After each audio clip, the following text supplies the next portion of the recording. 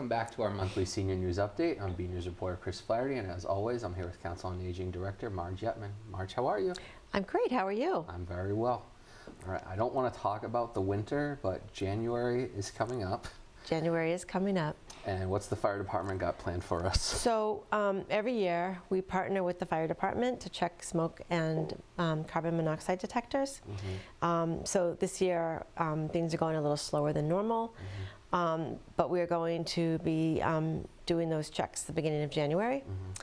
And you can sign up for having the fire department come out with the COA the beginning of November. Just call 781-270-1950 to sign up. Same as every year. Okay, great.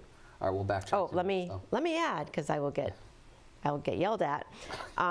Your detectors cannot be hardwired, and you have to plan to be remaining in your home. Okay, so you can't just leave the door unlocked. Well, you can't. You can't say you need to come do new smokes, and then you put the house on the market in the spring. Okay. Interesting. All right. All right, we'll get closer to November. What's going on in November? Okay. So this is the happy stuff. So Wednesday, November 12th at 12:15, we're doing. We're going to show the movie Walk in the Woods with Robert Redford and Nick Nolte. Just a little nod to Robert Redford, who passed last month, or I guess it was this month. Yeah. The same day, on November 12th at 3 p.m., we are doing an open enrollment presentation. This is going to be through Minuteman Senior Services. Especially important if you haven't been able to get a Shine appointment. And I would like to add, if you are on Blue Cross Blue Shield, and you are planning on staying on Blue Cross or Blue Shield, Blue Cross Blue Shield, or you're thinking about going on to it, they will be doing a couple of presentations themselves at the Marriott. Okay. I only mention that because slots are filled up with Shine, so we just need to find places for folks to go. Okay. I think you can still get some appointments in Woburn, but for the most part, they're filled up. Yeah. Wednesday, November 19th, Joys of Nature at 1 p.m. Joy has been with us through the pandemic, and she is very, very good. She is, she's an adventurer, and she's going to talk about Costa Rica and the cloud forests and the creatures that you find in the cloud forest, which include hummingbirds. Very nice. Think about warmer climates as we get to a colder one. Correct. Yeah. So then Tuesday, November 25th at 1 p.m., we are having our Thanksgiving senior social. Already thinking about Thanksgiving. Well, it's a couple days before Thanksgiving. Okay. A week, still, week before. The fact that the word Thanksgiving is even in front of me right now is scary. I know, we haven't done Halloween yet. It's tough. And the police holiday dinner is taking place on December 4th. Sign-ups begin on December 1st. Okay. And I mention that now because when I look at the schedule, we probably won't even be airing this until after the dinner, because the week before is Thanksgiving. Okay. So I don't know what the schedule is going to end up falling like. So yeah, I wanted to just make sure we covered that. Sure. Yeah. Now on to the. Yeah. Okay. Property tax work-off program. We are accepting new applications and old. The begins January 5th, 2026 and ends October 30th. Please note that in the newsletter, it still says 2025. It is supposed to be 2026. And yes, I cannot tell you how many eyes look at that newsletter. And yet still. You must be 60 years of older. You must be the homeowner. If your property is in a trust, you may not be eligible, but call Debbie to see if you are or not. You need to be a resident of the town of Burlington. You need to occupy the property for which the taxes are paid. Your gross income does not exceed $45,000 for one person or $55,000 for a two-person household. And you would receive $15 per hour with a maximum earning of $2,000 off your taxes. Maximum number of hours you would work would be 133.333333.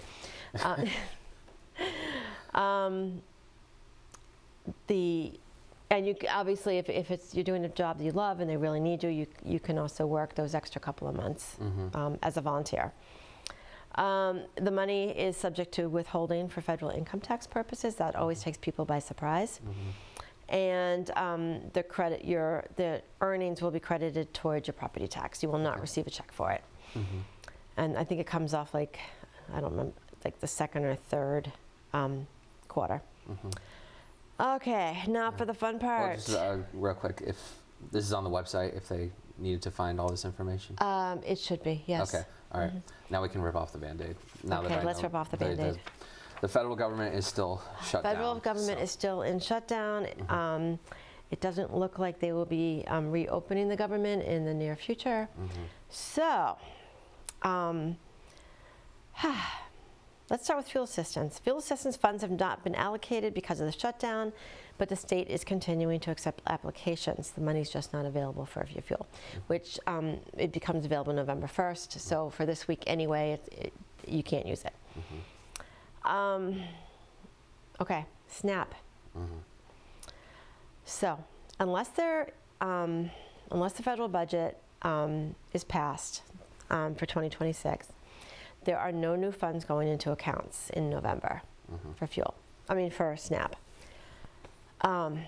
However, if you're able to access your account on the SNAP website, it does show that your funds are going in as of November 1. They are not. They just have not been able to update. It's kind of an automatic rollover and notification, so they're trying to get that updated as soon as possible. But as of right now, as of the taping of this, I don't know about the showing of this, but as the taping of this, it shows that your funds are going in, but again, they're not. When they get that updated, it should read 0. Okay. If Congress passes the new budget in November, or anytime really, your funds will be delayed, but you will receive them. So let's say November 10th, they pass the budget. You will get your funds as soon as they are able to process that. It will probably not be November 10th. They didn't, the DTA people, the Department of Transitional Assistance, did not tell us when that, like they didn't give us a timeline for that. But you will get your funds. I know that doesn't really help when you have no food on your table, but you will receive it. I would imagine that if it passes, God forbid, December 15th, you're still going to get your November allotment as well. If there are funds available right now on your in your account, don't feel that you need to spend them down immediately. Your funds will remain available to you until they have been used up. If you have HIP, which is a really cool program the state does, and you use your SNAP EBT card to purchase vegetables, they reimburse you for that. Oh, that's nice. You can only use it if you have funds available. If your account is down to 0, you can't use it. But whatever you have available, up to $40 for a single person, you are able to access that. So if you still have that full amount of money left in your EBT account, you will be able to utilize your HIP. My recommendation is if you have enough money, make sure you keep that much money so you're able to buy your veggies and your fruits. And there are other resources in town if folks need them, like the food pantry. And yes. So I'm unsure what steps the food pantry is taking. Another thing affected by the government, yes. So they're not receiving any funds as well. And I don't know what they're doing in order to make sure that they have enough food for everyone, but I'm sure they are doing. So I would suggest that if you are on SNAP and you do not utilize the food pantry at this time, I highly recommend that you give them a call. And I'm going to give you the phone number, 781-270-6625. Let me do that again, 781-270-6625. If you don't get it off of this, you can Google them, you can call the senior center and we'll give the number out. they will do whatever they can to make sure that people are fed in Burlington. So don't feel like you can't call them because you want children to get the food. You need the food as well. Well, not you. Yeah, I don't We need all any need more. food, but you know, we just want to make sure that everybody is fed and everybody has food in their cupboards. Yeah. You know, I when I was first married, I went through times of hardship myself, so I totally get it.